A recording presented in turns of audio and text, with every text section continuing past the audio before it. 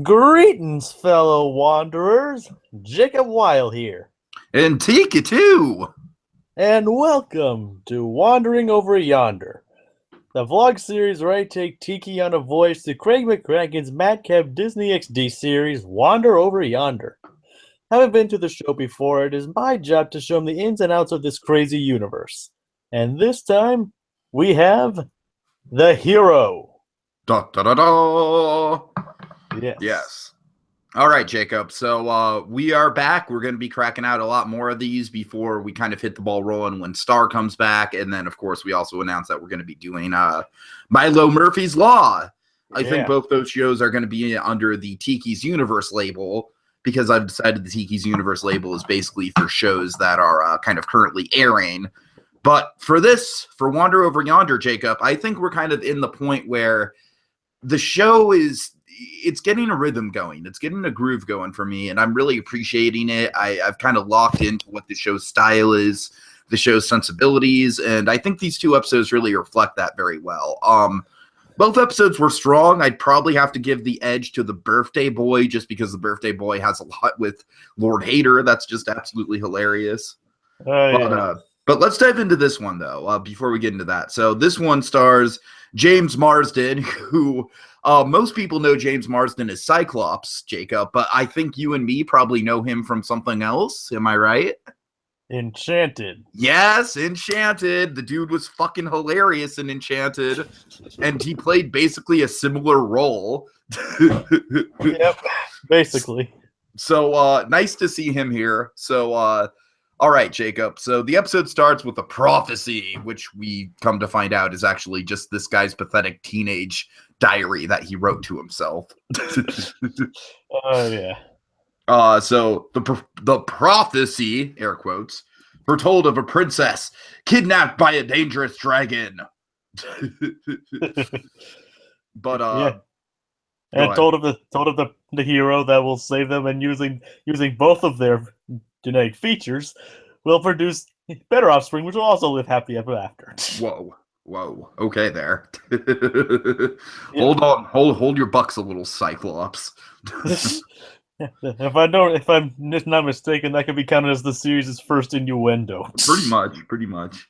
Okay, so if you notice this, the next episode also had an innuendo in it as well. We'll get to that. Yeah, we get the title, and then we see, once again, it's kind of like we have no idea how Wander and Sylvia ran into this douchebag. It's just like, well, they're there, and this guy needs help, and Wander's really into saving princesses, so it can be argued that the guy in Enchanted is a much nicer person than this guy. Yeah, this guy's a tool, man. He's a total tool. at least the guy, even though the guy in Enchanted was over the top, at least he was nice and genuine about it. You're right. There's just doing it he's the guy in the Enchanted kind of like a creepy stalker ex-boyfriend kind of way. This guy is. Yeah, pretty much. But the other guy is just genuine, he was a lot more genuine in Enchanted, if you know what I mean. The character was not James Marsden himself. No, I know what you mean. And man, Enchanted's such a good movie. I'd like to go back and rewatch that. James Marsden was terrific in it. But anyways. So this douchebag hero is basically assigning the roles of Wander being the goofy idiot sidekick, and Sylvia, with catchphrases and pratfalls. Of course, and Sylvia being the noble steed. She's neither of those. No. Well, Sylvia's only helping out because we're helping a sister. Helping a sister out. Man. Gotta help a sister out. All right. Oh, yeah.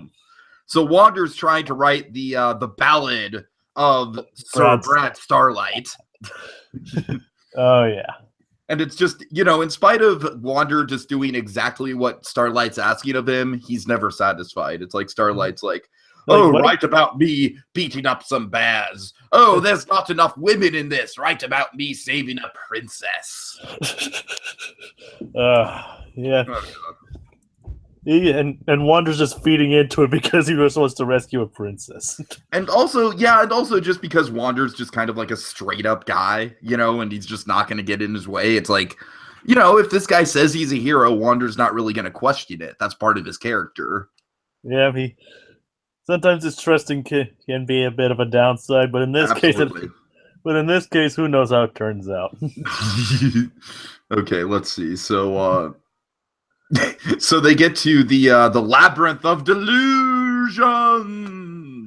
and it brings up the whole, and of course, it brings the whole winding path again. Yes, Where one side is bright and sunny and the obvious path, and the other, the doomy path. And then Wander, of course, wants to go down the bright and sunny path, but but the guy's like, "Oh, you poor, stupid, silly sidekick! That way is obviously a trap." Poor, nope. stupid, silly sidekick. Yeah, he's the smart. What does it say when Wander's the smart one in a situation? But that's cause for a little bit of alarm, I'd say, just a little bit. Yep. Maybe raise the alert level up to orange, perhaps in that situation. So all right. Anyways, so Sylvia gets tied up, and just this douchebag just puts a carrot in her mouth, like, "Ooh, tasty carrot." Yeah. So Wander, I like how Wander's working on his catchphrases throughout the episode. He's like, "Oop-a-doop-a-doop-a-doop-a-doo." Like he's going along with the whole happy sidekick thing. Let's see. Starlight just basically keeps bragging, but Wander goes through all the traps that are in the labyrinth of delusions. All the traps just very, very quickly, as if it's like a Super Mario speed run. And then Starlight, he doesn't do so well. He does not fare quite as well with the traps. Yeah, nope. Wander just runs through it, and it's like, oh, this must be a warm-up. And then we see Sylvia at the other end, right as Starlight is desperately trying to get to the end of the maze. Sylvia comes up with lemonade in tow. Oh, she took the other path. It was actually quite nice. They had a lemonade stand and everything. That was a good joke. That was a very good joke right there. Yep. Okay, and the best part was after the hero narrowly escapes the terrifying claws of the griffin. It has my cape. It has my cape. Oh god. Then they come across the Sword of Heroes or whatever. Sword of Destiny. Sword of Destiny. Yes. Wander just kind of casually plucks it out. Brad believes he's the one who's destined for. And this is where we start to see Brad kind of break down. He's like, put it back. I'm the one who's supposed to pull it out. It's this that shows he's more of a whiny brat than an actual hero. Oh, absolutely. I mean, that's where it first becomes clear. Okay, let's see. But then he actually tries to pull it out and he breaks it.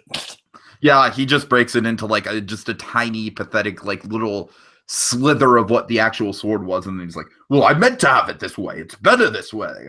Yeah, that thing couldn't even cut hot butter. No, it couldn't.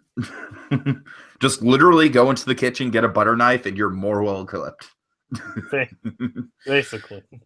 All right. Or just grab something from Wander's hat. Right. Yeah. Fair point.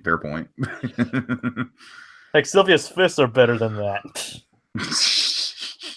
Well, Sylvia's fists are better than a good deal many things. I mean, come on now. Oh, yeah. Okay, anyways. So, so isn't it after that they finally reached the castle? I think so. And then Wander's just kind of casually opening up the gate, much to Starlight's dismay, because he's like, I need to make a dramatic entrance. He's such a tool. All I want to do is save my one true love of everyone watching me and seeing how great of a hero I am. Oh god. You can clearly not trying to make him sympathetic. Oh yeah, absolutely. So they enter the dragon's lair, and this dragon is such a goddamn nice guy. Yep. I don't have the. Do you have the name written down on the dragon? I believe it just goes by Draco, like Draco. Okay.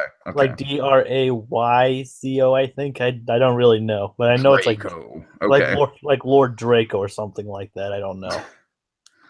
Okay, so Lord Draco is like, "You're too late, Starlight.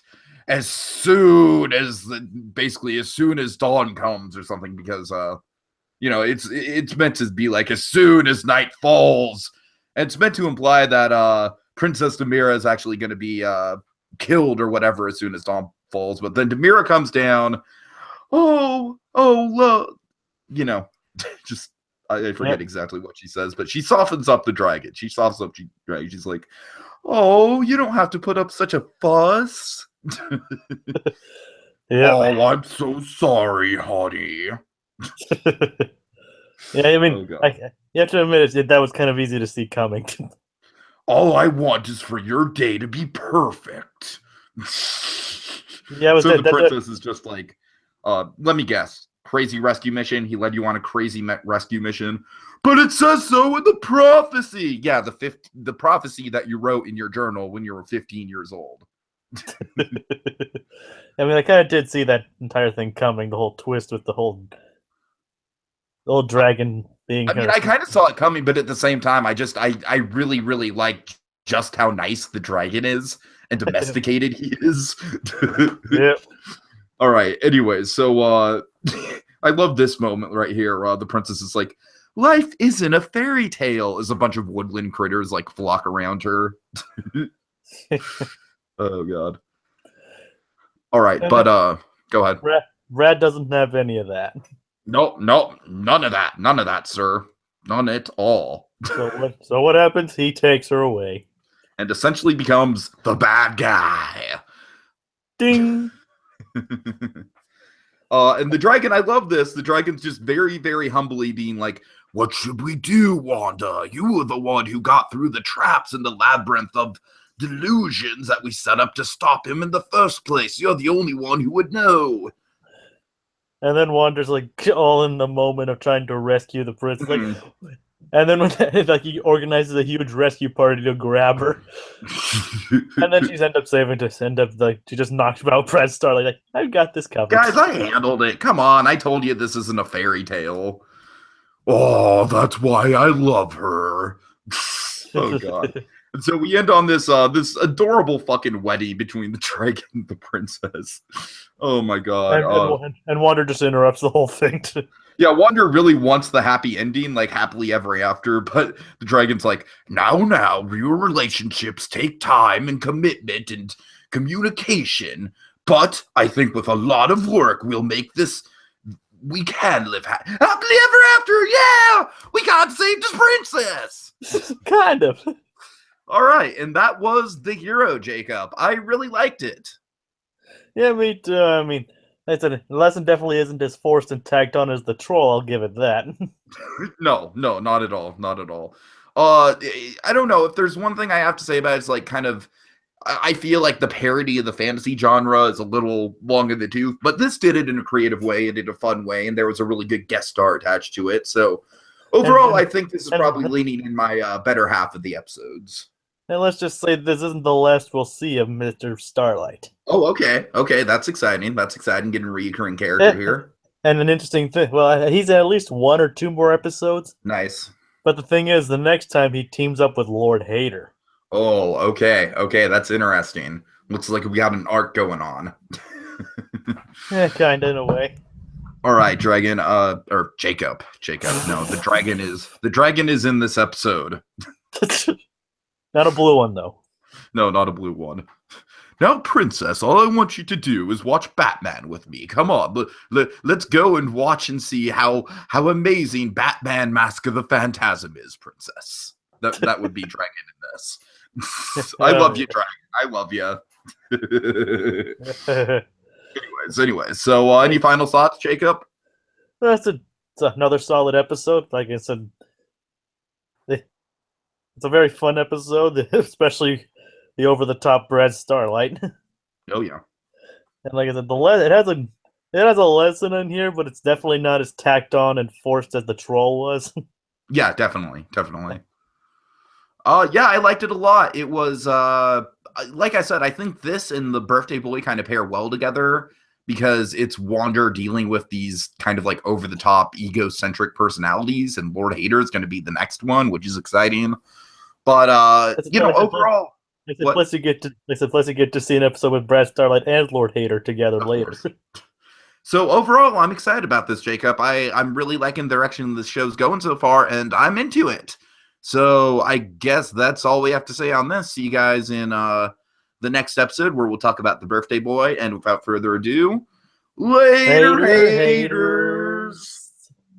All I want to do is save my one true love with everyone watching and seeing how much of an awesome hero I am. Is that too much to ask?